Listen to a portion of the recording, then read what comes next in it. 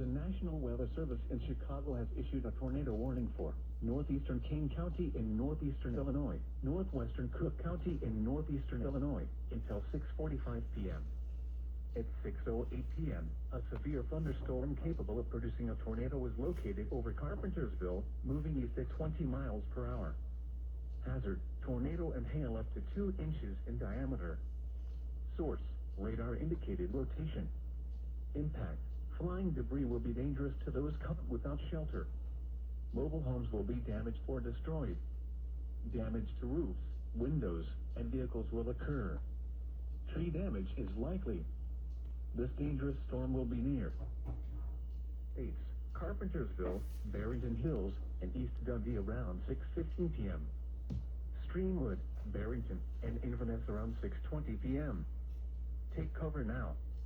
Move to a basement or an interior room on the lowest floor of a sturdy building. Avoid windows.